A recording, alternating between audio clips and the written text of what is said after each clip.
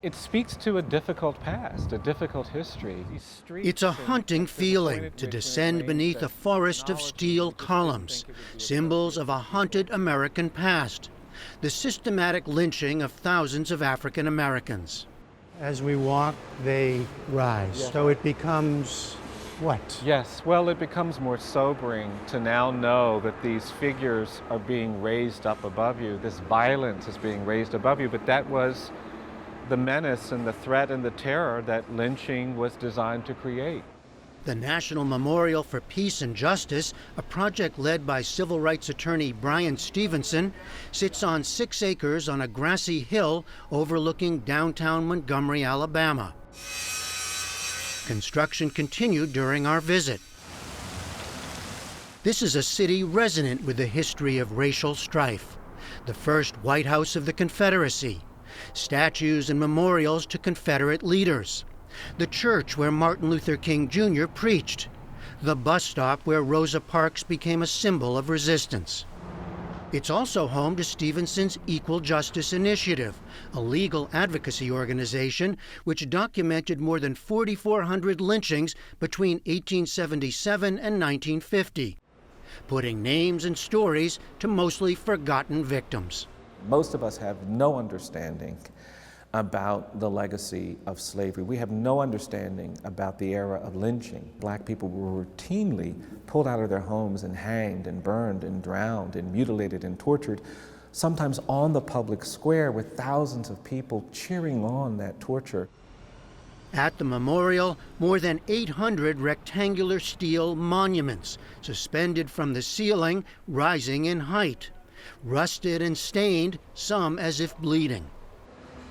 Each represents a county where lynchings occurred, with victims' names and dates of death, some with just a few, others with dozens, and many more unknown.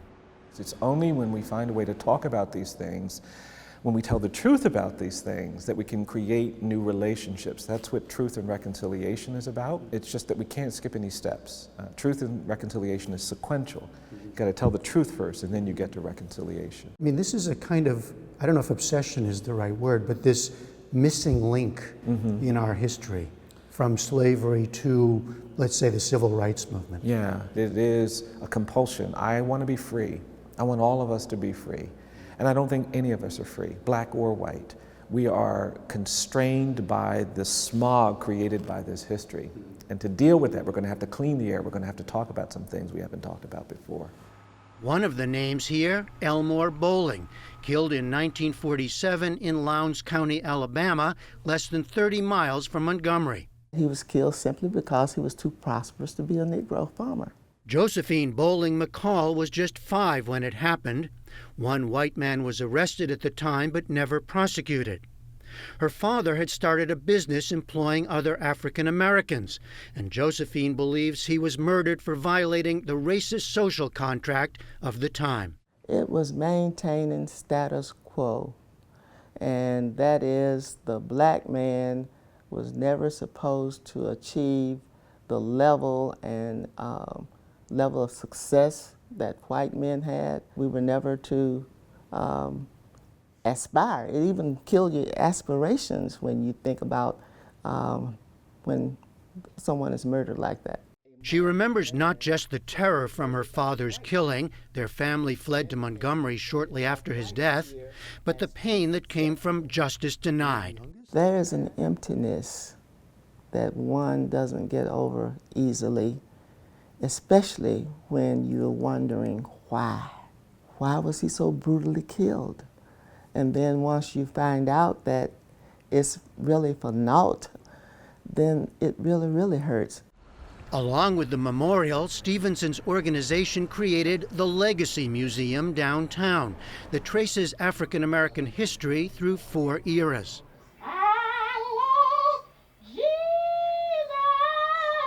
It begins with enslavement and recognizes the troubled past of this very site, once used to warehouse slaves. In the period of lynching and racial terror during Reconstruction, postcards in which white spectators pose by hanging bodies, and large jars containing the actual soil from the ground where lynchings occurred. In the 20th century into the civil rights era, a collection of laws across the country, some banning activities as trivial as playing cards with a black person. Finally, our own time, a period of mass incarceration. Stevenson has spent decades defending wrongfully convicted prisoners, some of whose stories can be heard here. I think slavery didn't end, it evolved. And for the last 160 years, 170 years, we've been dealing with the legacy of slavery. And you can see that manifest in lynching and in segregation and presumptions of dangerousness and guilt that challenges us today. I see young kids who are being born into a world where they are still weighed down with that burden. And so I want to get us to the point where we get past that. That's how we're going to get past these police shootings of unarmed black men and women. That's how we're going to get past the wrongful convictions of people of color.